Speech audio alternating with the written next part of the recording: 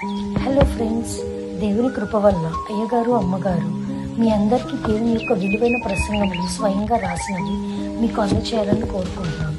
మా పుస్తకంలో సిలువ ధ్యాన ప్రసంగములు 83 ప్రసంగములు, క్రిస్మస్ ప్రసంగములు 50 ప్రసంగములు, బైబిల్లోని స్త్రీల ప్రసంగములు 72 ప్రసంగములు, మోషే సుఖోపవాస ప్రసంగములు 63 ప్రసంగములు. ఈ పుస్తకములు అయ్యగారు అమ్మగారు స్వయంగా రాసినవి మీ అందరికీ అందాలని కోరుకుంటున్నాము. మా పుస్తకములు కావాల్సిన వారు కాంటాక్ట్ అవ్వాల్సిన numbers: Bapatla reverend doctor P Jayapal garu, phone number 9866412025. Guntur doctor P Prasad Rao garu, phone number 9413685994 and 9705789407. మా పుస్తకంలో మీరు తీసుకొని చదివి ఆదరణ పొంది దేవుని మహిమపరచాలని కోరుకుంటున్నాము. Don't forget to like the video. Thank you.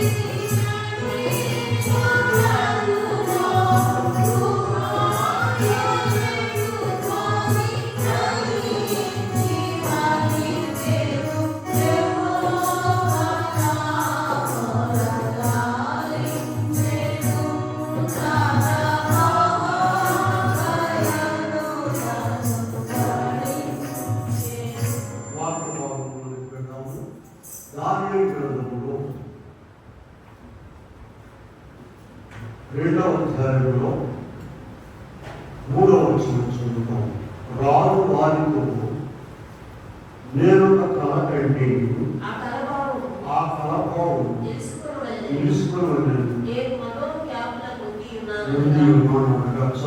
వీళ్ళగా ప్రభునామమున మోసమానాలు దేవుడి బిడ్డలు అనుగ్రహించునుగా. రాజప్రసాదంలో మేధావులు ఉంటారు, గొప్ప జ్ఞానం ఉంటారు, కళల భావం చెప్పగలరు. కానీ ఇక్కడ వచ్చినటువంటి చిక్కు ఏంటంటే ఈయన నెబుకద్నెజరు రాజు. 2వ అధ్యాయం 1వ వచనం చూడండి. ఈ నెబుకద్నెజరు రాజుకి కళ వచ్చింది, ఆయన మర్చిపోయాడు. 5వ వచనం చూడండి. రాజు మరచిపోతుంది కానీ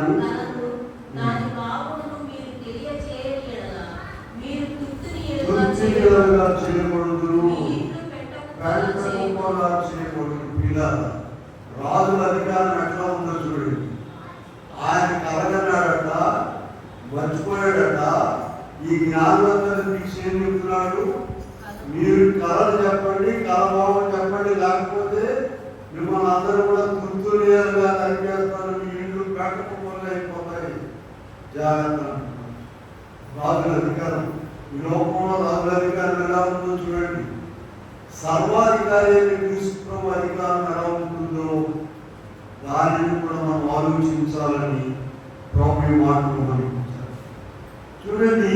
ఇక్కడ వీళ్ళేం చెప్తున్నారంటే 10వ వచనంలో మనం చూస్తే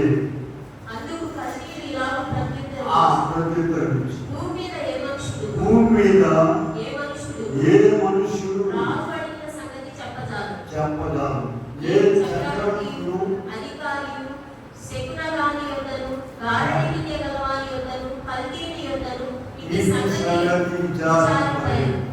చూసారా? ఇక్కడ ఇంకో ప్రశ్న వచ్చింది. ఎవరు కూడా భూమి మీద చెప్ప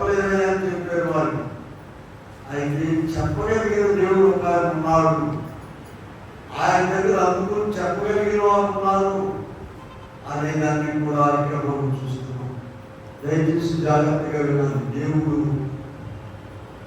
సముద్రంలో వల తెలిసిన మీకు వలేసి చేపలు పట్టుకుంటారు. మనల్ని కూడా లోకంలో వలేసి పట్టుకొచ్చేటట్టు మనం రావడం కాదండి. ఈ వారం వచ్చిన వాళ్ళందరినీ వీడియోలో ఫోటో తీయండి, వచ్చే వారం రాదు ఎన్నో గుర్తుపోతుంటారు. దేవుడు పట్టుకొచ్చాడు కనుక వాక్యం జాగ్రత్తగా తినండి. దైవజనులు అందుకని ఏం చెప్పారంటే ప్రతి మనిషి కూడా నోట్స్కు కానీ తెలుసుకోమంటారు. ఎందుకైనా మంచిది రాసి పెట్టుకుంటే ఇంటి దగ్గర పని పాట లేకుండా ఏదో దొరుకుతుంది చూడేటప్పుడు వాక్యం చదువుకోవచ్చు. అందరినీ కూడా తెలుసుకోమన్నారు. అయితే రావడమే కష్టంగా ఉంటే గన్నం పుస్తకం నుంచి రాస్తారా? రాయలేము. నాటకానికి అనబోతారు కానీ అలా రాయడానికి వీలు కావాలి. సరే మీద అర్థం చూడండి. ఈదన వాక్య భాగంలో రాజుగారికి కళ వచ్చింది. కళభావం చెప్పమన్న రాజ్యంలో వాళ్ళందరినీ పెద్ద పెద్దవాళ్ళు తీసుకొచ్చారు. వాళ్ళు ఏం చెప్పారు? ముందు కళ చెప్పాయా బాబు, మేము భావం చెప్తా ఉన్నాను. నేనేం చెప్తున్నాను? నేను కళ మర్చిపోయాను, మీరు ముందు కళ చెప్పండి, భావం నేను చెప్పాను. భూమి మీద ఎవరు వల్ల కూడా కాదని చెప్పేసి అయితే రాజుగారు ఆజ్ఞ ప్రకారంగా జరిగిందని మొత్తం వీళ్ళందరూ కూడా సంహరించేసేసేమని చెప్పేసి రాజుగారు 12వ వచనం చూడండి. 12వ వచనం రాజు కోపం తెచ్చుకొని అత్యాగ్రహం గలవాడై అందరినీ సంహరించవాలని ఆజ్ఞయించెను. చూసారా? బబులోనులో ఉన్న జ్ఞానం మొత్తాన్ని చంపాలని ఆజ్ఞయించేశారండి. అయితే ఈ బబులోనులో ఉన్న జ్ఞానం ఏం చేశారు తెలుసా? వాడు స్థానికుడు కదా, వాడు పలుకోడు ఉపయోగించి కొలువులు వాడు ఉన్నారు ఇతర దేశాల నుంచి పట్టుకొచ్చినాడు. దానిని షడ్డకు వేసి ముందు వాళ్ళు చంపడాయని చెప్పి వీళ్ళని వాళ్ళ దగ్గరికి పండు. వాడు ఇటువంటి వాడు మనుషుల చేత చంపబడేవాడు కాదు. వాడు దేవుడు బిడ్డలు 24 గంటలు దేవుడి సన్నిధిలో ఉండేవాడు. అయితే వారు ఏం చేశారండి? ఈ మాట విని అలా కాదు ప్రార్థన చేస్తాం. చూడండి 17వ వచనంలో 17 నుండి మనం చూస్తే అప్పుడు దానియేలు కలగిపోయి మిషాయేలు తెలియజేసి తాను పరలోకమందున దేవుని వలన ప్రార్థన చేసే కటాక్షం. అంటే మనకి ఇప్పుడున్న పేర్లు మనకు కొత్తలేండి. మన బాగా తెలిసిన పేర్లు ఏంటంటే షడ్రక్, మేషకు, అబేద్నెగో. వీళ్ళందరూ కూడా యవనస్తులు చూడండి, వెళ్ళి ప్రార్థన చేశారట. ఇంటి దగ్గర ప్రార్థన శక్తి ఏంటో చూడండి. దేవుడు కళలు, కళ భావము అన్నీ కూడా ఎంత గొప్ప సంగతి. అయితే ఇక్కడ మనం చూసినట్లయితే వాక్య భాగంలో కొన్నాము 2వ అధ్యాయంలో 30 నుండి దానియేలు గారు కళభావం చెప్తూ ఉన్నాడు. ఇతర మనుషులందరికంటే నాకు విశేష జ్ఞానం ఉండవాలని మర్మం నాకు బయలుపరచబడలేదు. రాజులకు దాని భావము తెలియజే నిమిత్తం తమ మనస్సు యొక్క ఆలోచనలు అది బయలుపరచబడను. ఇప్పుడు చూడండి, ఆ కళను కళ భావం విందాము జాగ్రత్తగా వినాలి. ఇక్కడ ఒక మంచి మాట ఉన్నదని ఇదన ప్రసంగం యొక్క ఉద్యోగం ఏంటంటే చేతి సహాయం లేకుండా ఒక రాయి తీశారటండి. అది దేవుడే. ఆ రాయి గొప్ప కార్యం జరిగించబోతున్నది. ఆ విషయం చెప్పుకోవడానికి ఇట్లా ఇలా వస్తున్నాం. చూడండి ఏం చెప్తున్నాడు దానియేలు గారు 30వ వచనంలో, రాజా తాము చూచుచుండగా బ్రహ్మాండమగు కనబడి ఈ గొప్ప ప్రతిమ మహాప్రకాశమును ఆ ప్రతిమ యొక్క శిరస్సు భుజములు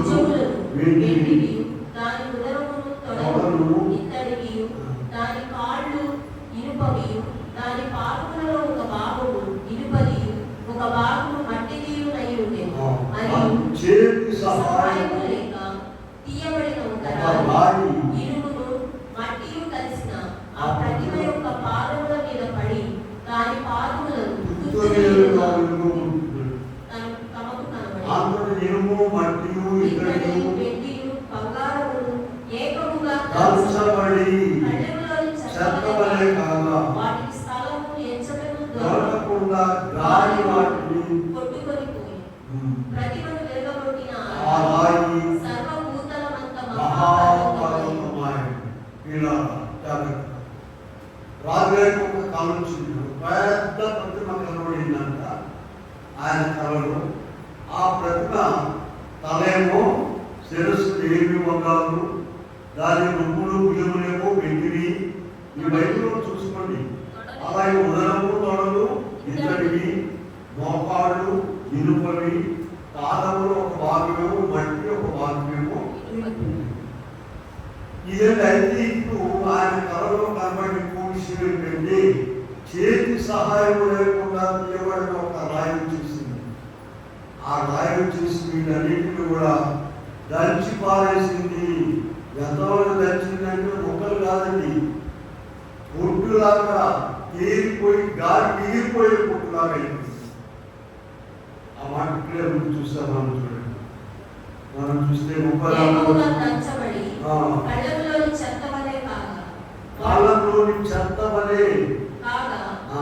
వాటికి స్థలము ఎంచటము ఎంచటను దొరకక గాలి వాటిని కొట్టుకొని పోయి పోయెను. ఆ ప్రతిమను ప్రతిమను వెలుగగొట్టిన ఆ రాయి సర్వభూతలమంతా సర్వభూతలమంతా మహాపర్వతం. ఇలా ఈ రాయి క్రీస్తు. ఇందాక మనం ఆరాధనలో ఒక మాట చదివి చూడండి. మొదటి కొరింథీ పత్రిక 10వ అధ్యాయంలో 4వ వచనం చివర ఒక మాట చదివాం. ఇంటి చూడండి. ఏదైనా అప్పుడు వెంబడించిన ఆత్మ సంబంధమైన ఆ. బండలోని త్రాగి ఆ గడ్డల ఆ మండ క్రీస్తే. ఈ రాయము చెప్పండి, క్రీస్తు ప్రభు. లోకము రాజ్యాలు ఈనాడు ఎలా ఉన్నాయో ఈ కళలో కనబడుతుంది. దేవుడు మనకు రాజ్యం అనేక రాజ్యాలు, అగ్రరాజ్యాలు, చిన్న రాజ్యాలు, పేద రాజ్యాలు. అగ్రరాజ్యాలు అంటే ఐక్యరాజ్య సమితి వాళ్ళు కూడా ఇన్ఫ్లుయెన్స్ చేస్తున్న వీటిలో అధికారం పెట్టేసి ఉన్నాయి. మనుషులు కూడా మేము ఎక్కువ, మేము ఎక్కువ, మేము ఎక్కువ, మీరు తక్కువ, మీరు తక్కువ. మీరు ఒకళ్ళ తలకాయలు గుంటారు, ఒకళ్ళేమో భుజాలను రొమ్ము మీద గుంటారు, కొంతమంది మీరు పాదాలను గుంటారు, మీరు తక్కువ, మేము ఎక్కువ. ఇలా లోకంలో ప్రియమైన వాళ్ళ దేశాల మధ్య తేడాలు కనపడుతున్నాయి, మనుషుల మధ్య కూడా తేడాలు కనపడుతున్నాయి.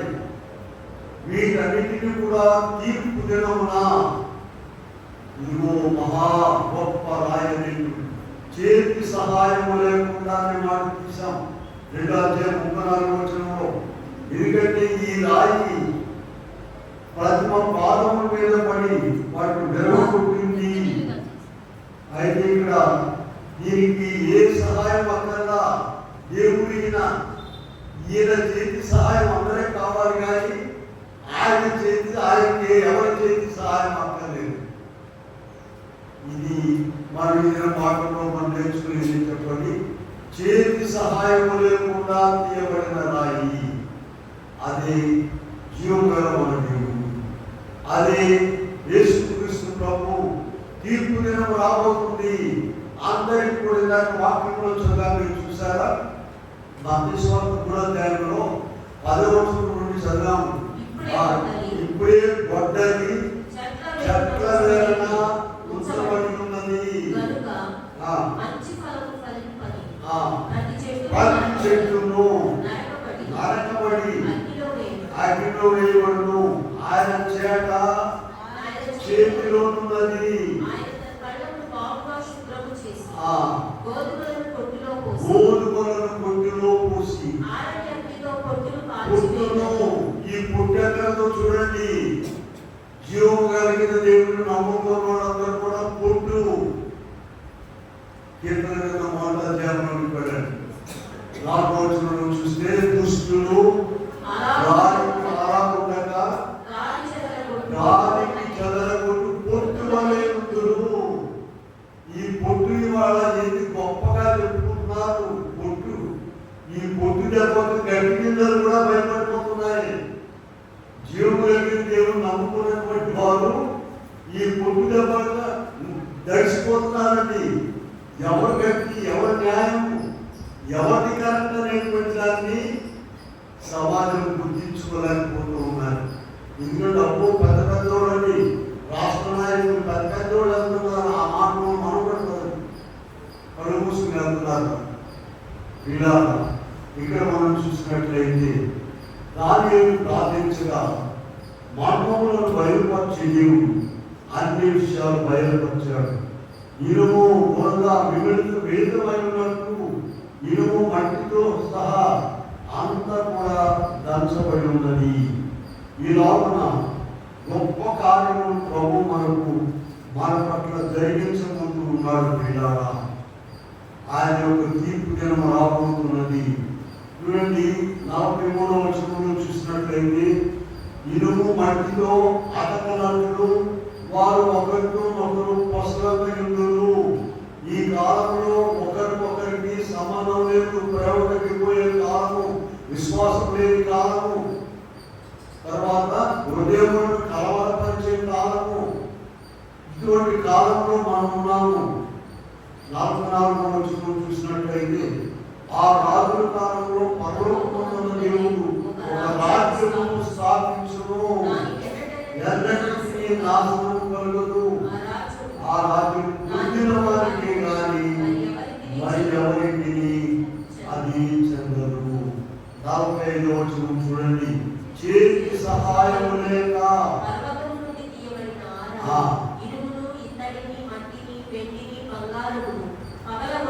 మొత్తాన్ని కూడా పగలగొట్టేసింది. ఇతని ఇనుము బంగారం అని ఏదనుకున్నారు? మనుషులే. అయ్యో మేము తలకాయలు మేము కుట్టామని, మేము బంగారం, మీరో మట్టి, మీరో ఇనుము, నువ్వు మరవలేదు ఇతడి ఇలాగూ సమాజాన్ని విభజించి ఉన్నారు. ఈ రాయి తీర్పు దినమున ప్రభు రాబోతున్నాడు.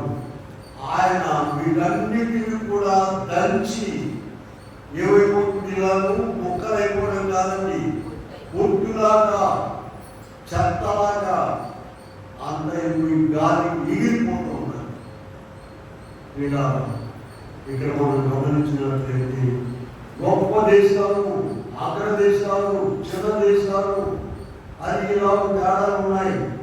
అలాగే మనుషులు కూడా మీరు క్రింది వారు, మేము పైవారము, మేము పైన మొహంలో నుండి పుట్టాము, మీరు భుజాల నుండి పుట్టారు, మీరు పాదంలో నుండి పుట్టారు, ఇంకా తెలియలేకపోయి మట్టిలో నుండి పుట్టారు. ఇలా ఇటువంటి భేదాలు కలిగినటువంటి సమాజము, ప్రతి మనిషిని కూడా రేపు ప్రభు వచ్చి దంచి వేయబోతూ ఉన్నాడు. అదే తీర్పు దినము. చూడండి, 2వ అధ్యాయంలో వెళ్దాం. యెషయా గ్రంథము 2వ అధ్యాయంలో 7వ వచనం నుండి చదువుకున్నాము. యెషయా గ్రంథము 2వ అధ్యాయంలో వారి దేశము వెండి బంగారములతో నిండి ఉన్నది. అంత్య దినములలో 2వ అధ్యాయంలో అంత్య దినములలో పర్వతముల పైన యెహోవా మందిర పర్వతము ఎత్తుగా ఎత్తబడును, ప్రవాహము వచ్చినట్లు అందరూ కూడా దాని మీదకి వచ్చారు. ఇదిగో ఇందాక మాట చదివాము, ఈ చేతి సహాయం లేకుండా ఇవ్వని ఏమైంది? గొప్ప పర్వతం అయిపోయింది. అదే క్రీస్తు ప్రభు యొక్క రాజ్యము. 7వ వచనంలో మనం చూసినట్లయితే వారి దేశము వెండి బంగారములతో నిండి ఉన్నది, సంపాద్యములకు మితి లేదు.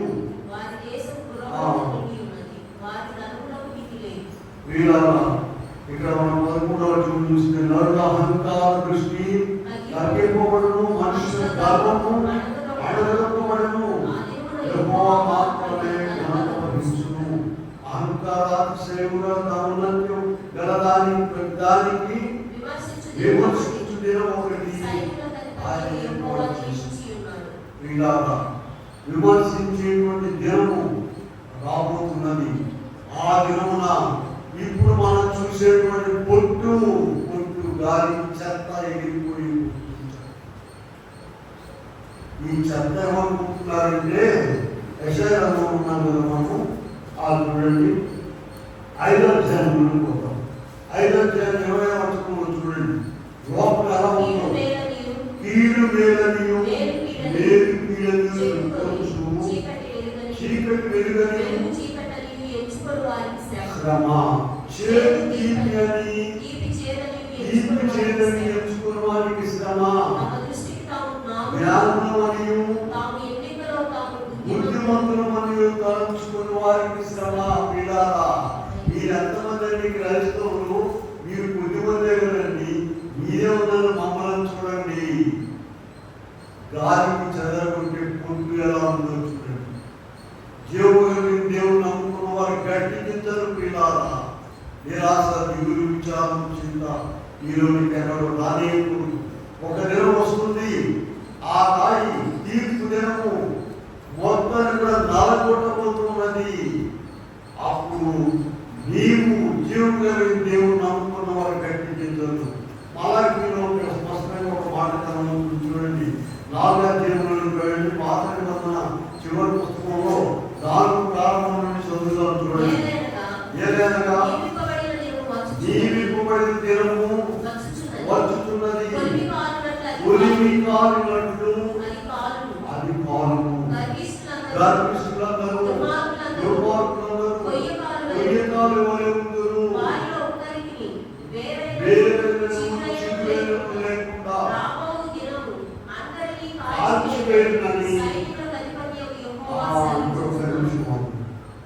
అందరినీ కూడా కాల్చివేయబోతుందండి. ఒక గొప్ప దినం రాబోతుంది. వారికి పేరైనను చిగురైనను లేకుండా అందరినీ కూడా కాల్చివేయబోతుందండి. ఇప్పుడు మన సంగతి 2వ వచనం చూడండి. అయితే నా నామమందు నీవు నీతి సూర్యుడు ఉదయించును, అతని రెక్కలు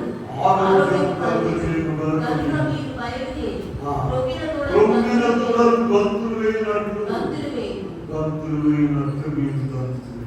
ఇలా నా నామమందు భయభక్తులు గలవాడు మీకు. ఇప్పుడు మనం నిరాశ దిగులు విచారం చింతలో ఉన్నాము.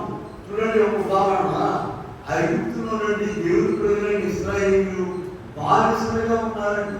అయ్యో, వీళ్ళకు ఒక దేవుడు ఉన్నాడా, వీళ్ళు మనుషులేనా, వీళ్ళు కూడా ఆనందింటున్నారా, వీళ్ళు అంటారు వాళ్ళు, వీళ్ళు మూట పోసిన వాళ్ళు, మట్టి పోసిన వాళ్ళు అనుకున్నారు. ఐగుప్తీయులు వాళ్ళు హెచ్చించుకున్నారు. వీళ్ళు తక్కువ మంది, వాళ్ళు ఎక్కువ మంది. చివరికి ఏమైందండి, ఒక్కడు కూడా వాళ్ళు రథముల సేనలను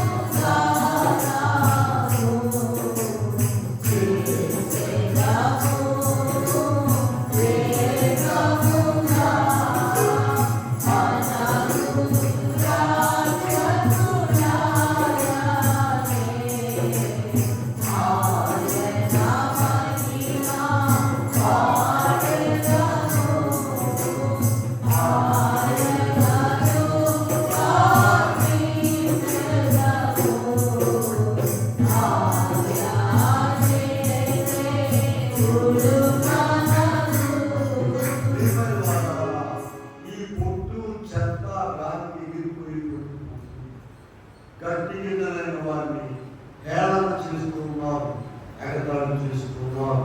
మలాఖీలో 4వ అధ్యాయంలో ప్రారంభించిన వాటిని గుర్తించుకొని, ఏదనగా నియమింపబడిన దినము వచ్చుతున్నది, ఉలిమి కాలినట్లు అది కాలును. గర్భిష్ఠులందరూ దుర్మార్గులందరూ కొయ్యకాలు వలె ఉందురు. వారికి పేరైనను చిగురైనను. అయితే నా నామమందు భయభక్తులు గలవారు మీరు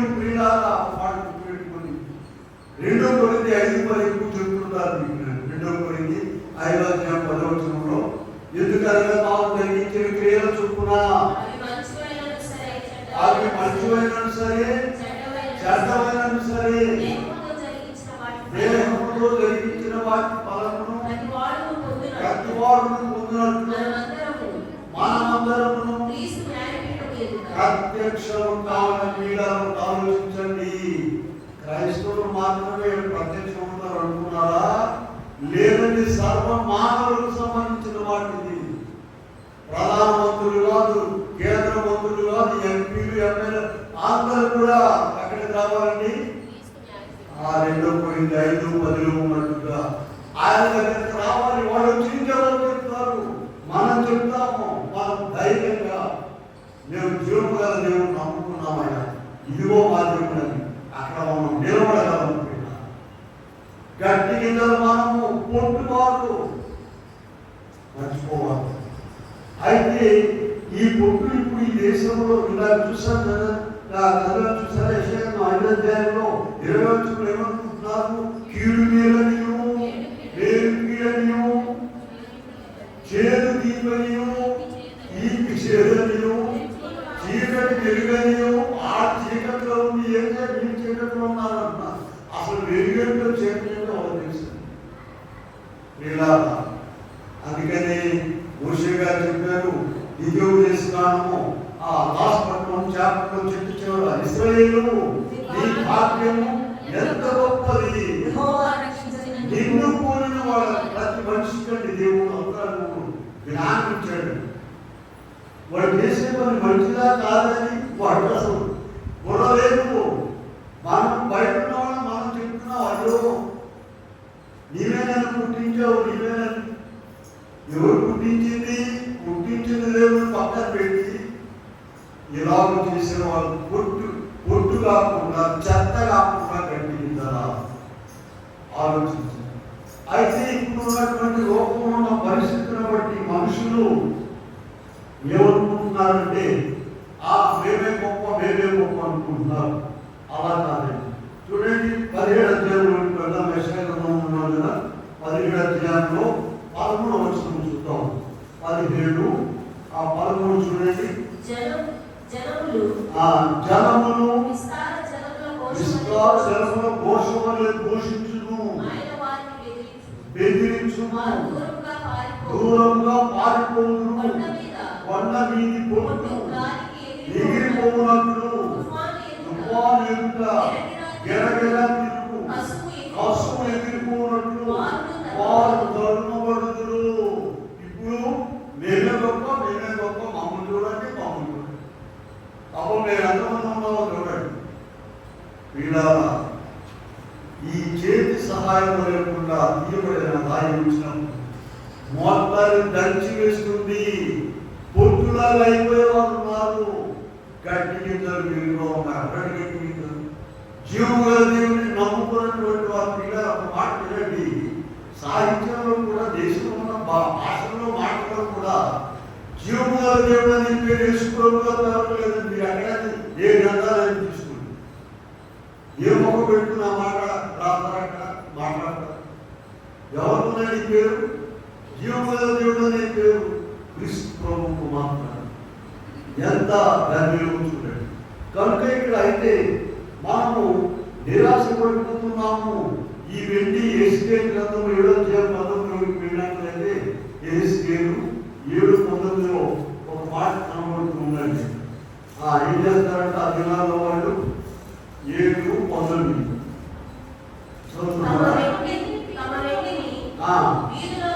తమ వెండిని వీధులలో పారవేయుదురు, బంగారము నిశ్చితమనిచ్చుదురు.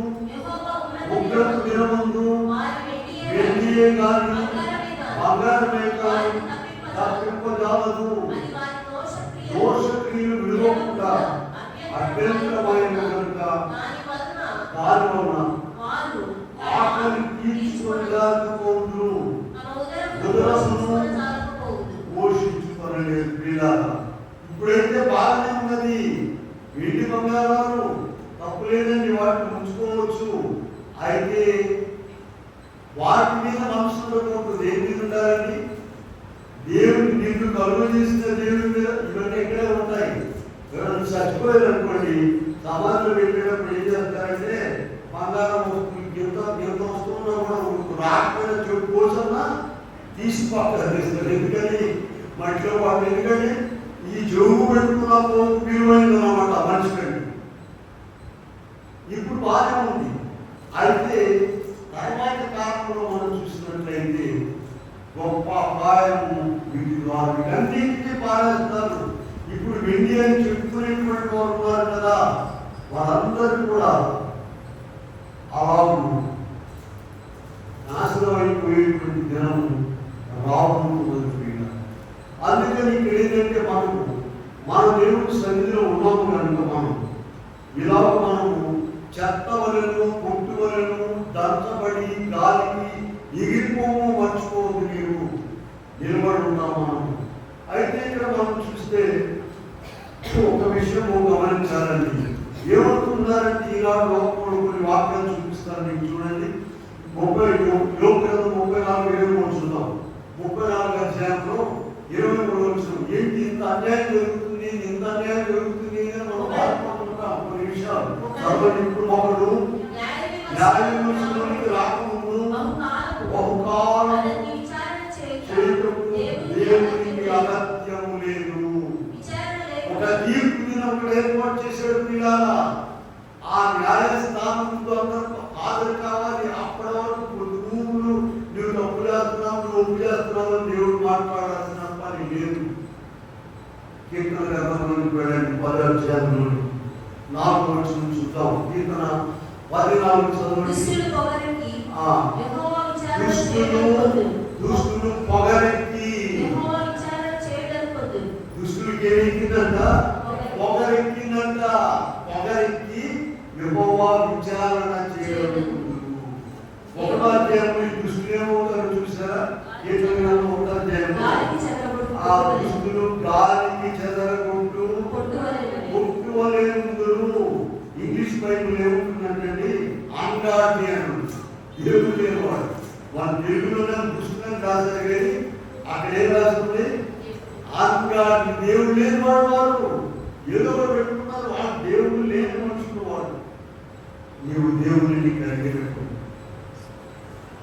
4వ వచనం దుష్టులు ఆకుండా గాలి చెదరగొట్టు కొట్టువలేందురు. ఇదిగో ఈ రాయవాడందరూ కూడా దంచి వేసి ఏమవుతుంది? కీర్తన 14 ఏమనుకుంటున్నారు? పొగరెక్కి యెహోవా విచారణ చేయడం ముందు. ఇంకో మాట చూడండి, ప్రసంగి 8 పెడతాం. ప్రసంగి 8:11 చూద్దాం ఒకసారి. దుష్క్రియకు తగిన శిక్ష శీఘ్రముగా పొరగకపోవడం చూచి. ప్రసంగి 8:10 దుష్క్రియకు తగిన శిక్ష శీఘ్రముగా పొరగకపోవడం చూచి మనుషులు భయము విడిచి హృదయపూర్వకముగా దుష్క్రియలు చేయుదురు. ఎమ్మటే వెంటనే శిక్ష రావడం లేదు. ఏంటి నేను ఈ దుర్మార్గం చేస్తాను, ఏం చేస్తారో చేయండి అనేటువంటి కాలంలో ఉన్నాము. అయితే ప్రతి వారికి తీర్పు దినం ఒకటి దేవుడు ఏర్పాటు చేసుకున్నాడు. ఆ దేవుడు ఈ రాయి వచ్చేసి మొత్తాన్ని కూడా దంచివేయకుండా రాజ్యాలను, రాజులను, అధికారులను, మనుషులను, చిన్నలు, పెద్దలు, సహస్రాధిపతులు అందరూ కూడా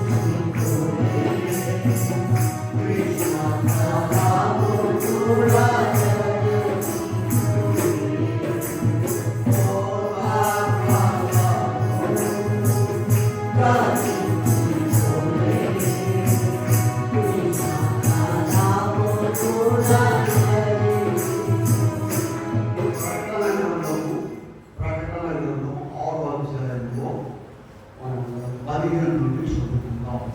15 నుండి 17. ప్రకటన 6:15. భూరాజులను, ధనులను, సహస్రాధిపతులు, ధనికులు, బలిష్ఠులు, ప్రతి దాసులు, ప్రతి స్వతంత్రుడు, కొండ గుహలను, పండ్ల సందులు దాగుకొని సింహాసనాసీనుడైన వాని యొక్కయు, గొర్రెపిల్ల యొక్కయు ఉగ్రత మహాదినము వచ్చెను. మీరు మా మీద పడి ఆయన సన్నిధిని గొర్రెపిల్ల ఉగ్రతకును మమ్మును మరుగు చేయుడి అని పర్వతములతోను పంటలతోను చెప్పుచున్నారు. అటువంటి దినాలు రాబోతున్నాయి. అందరూ మొత్తం కూడా అయ్యా మా మీద పడండి, ఎందుకంటే మరణం రాదండి. ఇప్పుడేది ఏ కోపం వచ్చినా చచ్చిపోతున్నారు. మీరు అనుకున్నారు ఏ చేతులు పని చచ్చిపోతున్నారు. లెటర్ రాయకపోను చచ్చిపోతాం.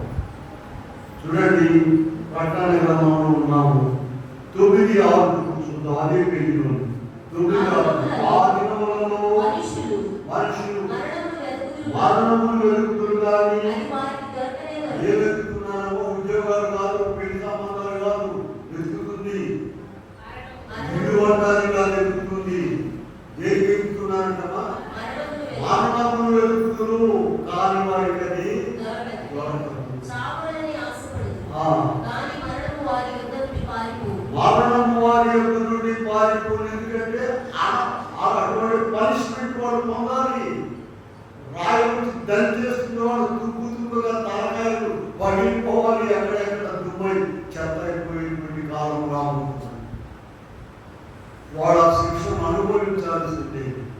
అయితే ఇందాక చదివాము మలాకి 4:2. అయితే నా నామమునందు భయపడుతున్న మీకు నీతి సూర్యుడు ఉదయించును, అతని రెక్కలు ఆరోగ్యం కలుగు చేయడం కనుక మీరు బయలుదేరి భూమిలో ఉత్సుకుపోయేది కూడా ఆ పాలు తీసి అమ్ముకోవడానికి ఆ దూడనేమో నిల్చోలేక చచ్చిపోతుంది. లేకపోతే ఆ దూడలు తాగడానికి పాలు.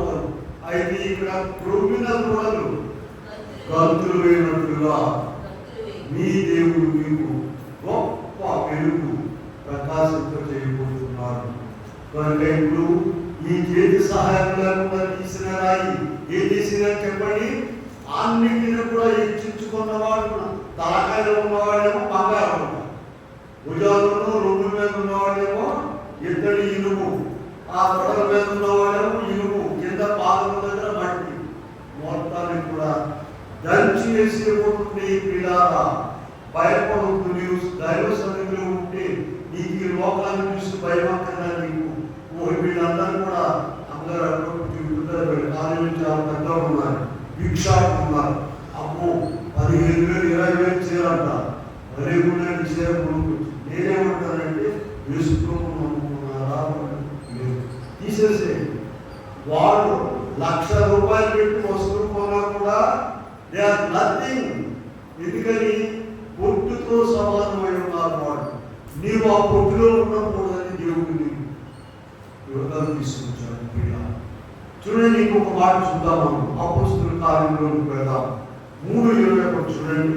అపోస్తుల కార్యముల గ్రంథము 3వ అధ్యాయంలో అన్నిటికీ కుదురుబాటు కాలంలో వచ్చునని దేవుడు ఆది నుండి తన పరిశుద్ధ ప్రవక్తల నోట పలికించెను. అంతవరకు యేసు పరలోక నివాసి ఉండ అవశ్యము. ఇటువంటి బంగారు మాటలు రాయించారు మన గ్రంథంలో. అన్నిటికీ కుదురుబాటు కాలంలో వచ్చునని. ఇదే ధర ఉంది, అదే నెల ఉంది అని నీకు భయపడక్కర్లేదు, దిగులు పడక్కర్లేదు, చింతపడక్కర్లేదు, కృంగిపోవాల్సిన పని లేదు. పిల్లారా ఈ వాక్యం చూడండి. అన్నిటికీ కుదురుబాటు కాలంలో వచ్చునని ఆది నుండి దేవుడు తన పరిశుద్ధ ప్రవక్తల నోట పలికించెను. అప్పటి వరకు ఎక్కడ ఉంటారన్న క్రీస్తు ప్రభు చదవండి. బైబిల్లో ఉంది ఇక్కడ. అంతవరకు యేసు పరలోకవాసి ఆవశ్యకం.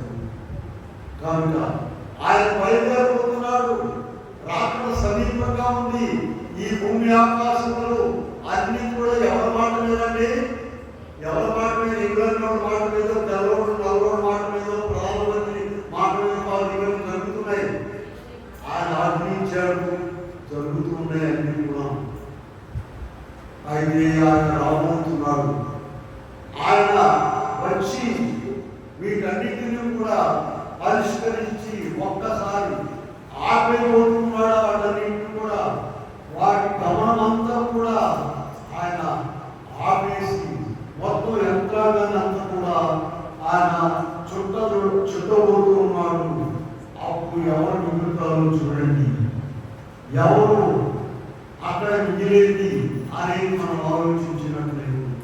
వీళ్ళ మరి మనము జీవముల దేవుడు నమ్ముకున్నటువంటి మనము మాత్రమే అక్కడ నిలబడి ఉంటామని ప్రభుత్వంలో చెప్తున్నారు. ఆ ఎవరండి? తుత్తురియాగా నల్లగొట్టేది ఎవరిని చెప్పండి? హెచ్చించుకున్నటువంటి వారిని, దేవుడు లేని వారిని, జీవము లేని వారిని, ఇటువంటి వారందరినీ కూడా దేవుడు మార్గపోయేటువంటి దినం రాబోతున్నది. ఆ దినం వరకు మనం సిద్ధపడి ఉంటున్నాము. ఒక్క మాట చూపిస్తాను చూడండి. యోబు గ్రంథంలో 9వ అధ్యాయంలో, యోబు గ్రంథం 7 చూడండి అమ్మా.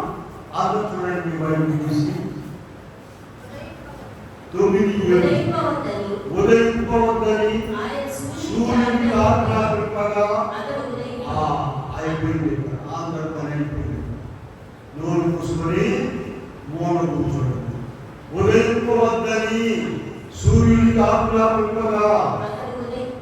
యోబు గ్రంథం 9. ఈ మాటలు ఎక్కడైనా నీకు భూమి మీద దొరుకుతాయా?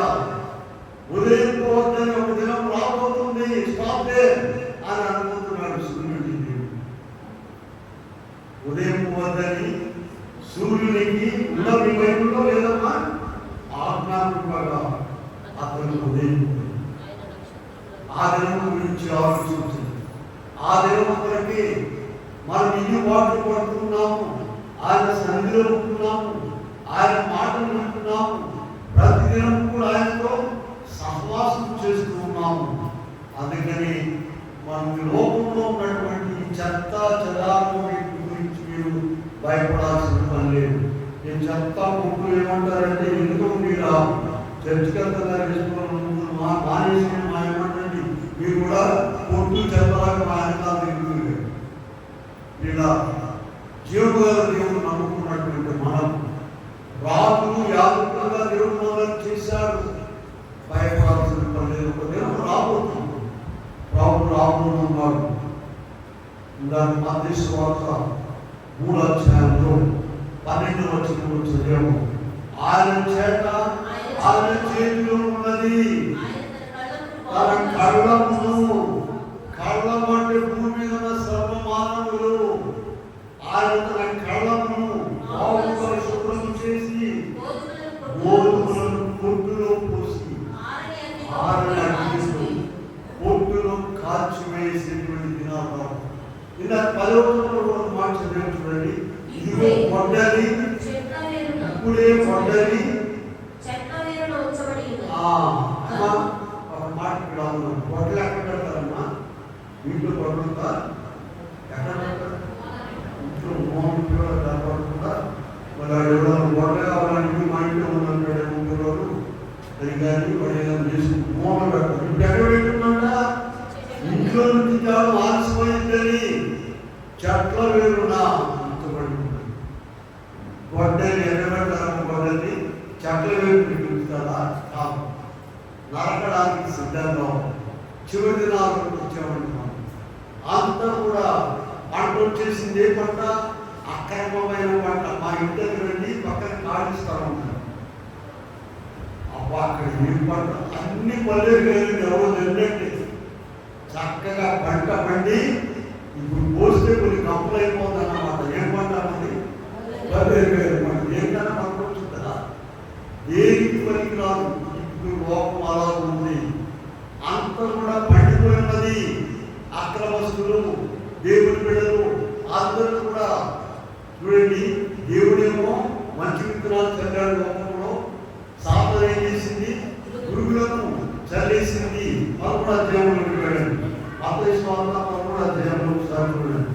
అక్కడ వాళ్ళు వచ్చి పరివారం వచ్చి అడిగారంట, అయ్యా ఈ వాతగా ఉన్నాయి, మేము 28వ వచనం చూడండి. ఈ శత్రువు చేసిన పని 29వ వచనం చూద్దాం. 11వ అధ్యాయం మత్తయి సువార్త. అందుకు వాటితో కూడా ఒకవేళ గోధుమలను వీళ్ళేం చెప్పారు? పరివారం, అయ్యా వాతగా ఉన్నాయి, గురువులు మేము పీకేస్తామయ్యా అని అంటే ఏం చెప్తున్నారు? వద్దు, అట్లా వద్దు. కోతకాలం వరకు 30వ వచనం. కోతకాలం వరకు రెంటిని కలిసి ఎదుగనీయుడి.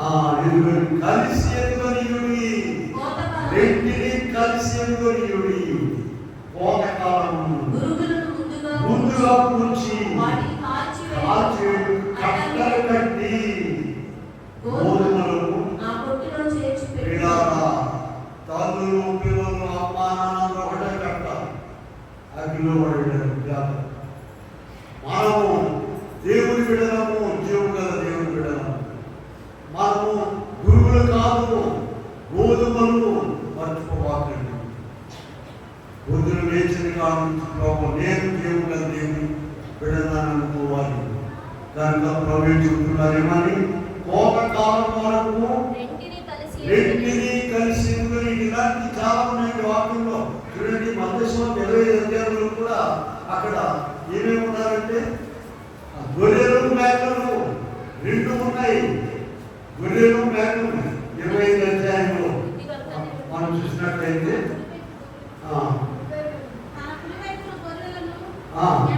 కుడి వైపున గొర్రెలను మేకలను 32వ వచనంలో చూస్తుంది. వీరు వేరుకు వచ్చారట. అప్పుడు ఆయన ఎడవైపు ఉన్న వారిని ఏమంటున్నారు చూడండి, 41వ వచనంలో. అప్పుడు ఆయన ఎడవైపు ఉన్న వారిని చూసి, శపించబడిన వాళ్ళారా. ఎంత గొప్ప పాపం! మత్తయి 25వ అధ్యాయంలో శపించబడిన వాళ్ళారా, నన్ను విడిచి అపవాదికి దూతలకును. అలాగే కుడి వైపు ఉన్న వారు 34 రాజు చూసి, నా తండ్రి చేత ఆశ్రయించబడిన వాళ్ళారా రండి, లోకం పుట్టినది మొదలుకొని సిద్ధపరచబడిన ఎటువంటి చక్కని మాటలు, ఆనందకరమైన మాటలు దేవుడు మనకు రాయించాడు. కుడి వైపు ఉన్న వారిని రండి, దేవుని చేత ఆశీర్వదించబడి. వీళ్ళారా కలవసిలో కూడా కుడివైపు కానీ ఎడవైపు కానీ అన్నాడు. తెలుసా మీకు? ఎవరు దేవునికి ఇష్టమైన వాడు? కుడి వైపు ఉన్నటువంటి దొంగ దేవునికి ఇష్టమైన వాడు. నువ్వు ఏ వైపు ఉన్నావు జాగ్రత్త. మొత్తం బాగానే ఉంది. కుడివైపు ఉన్నావా ఎడవైపు ఉన్నావా ఆలోచించు, ప్రమాదంలో పడి. కనుక ఇక్కడ మనం చూసినట్లయితే శపించబడిన వాళ్ళారా ఎవరండి వీళ్ళు? ఎడమ వైపు ఉన్నవారు. కనుక మనకు దేవుడు గొప్ప కృపను పడుతుంది. ఈ స్థితిలో ఉన్నారు. చూడండి, నేను ఎక్కడైనా రాసుకుంటాను మా పుస్తకాలన్నింటిలో, భూమి మీద దేవుని మాటలు కలిగిన ఏకైక పుస్తకం. ఏ పుస్తకం లేదు కాదు, దీంట్లోనే దేవుని మాటలు ఉన్నాయి. ఇటువంటి విలువైన పుస్తకాన్ని దేవుడు నీకు ఇచ్చాడు. నువ్వు గల గొప్పదాన్ని ఇచ్చాడా? దైవజనుడు దేవదసాయి గారు మన ఆరాధనలో రాస్తున్నాం కదా, భూమి ఆకాశంలో కంటేను వెండి బంగారంలో కంటేను గొప్పదాను నీ గ్రంథమును చూసారా? మురియుచు రేపబడు స్మరించు. మురియుచున్నా ఏడుస్తున్నా ఇలా అటువంటి గొప్ప గ్రంథాన్ని ఇచ్చాడు. జీవగ్రంథంలో నీ పేరు రాయడం. బాగా చదవండి, గొప్పగా ఆలోచించండి. ప్రభు మన పక్షంలో ఉన్నారు. పొట్టు అనే మనల్ని ఎగిరిపోలేడు. అటు గొప్ప దేవుడు మనం అనుగ్రహించుగా చిన్న ప్రార్థన చేద్దామని మేము ఏమనుకున్నాం? మనము ఉన్న ఫలాలను మోకరించాలి. ప్రభు వచ్చేందుకు అన్నం తింటున్నా కూడా వెళ్ళిపోవాలి. బయటకి వస్తామని ఉండాలంటే ఆయన రాడు. మీరు తెల్లారుమయ్యా అంటూ దూరం వస్తాం మీరు ఉండంటే ప్రభు మధ్యాకాశం లాగా వెళ్ళిపోతాం.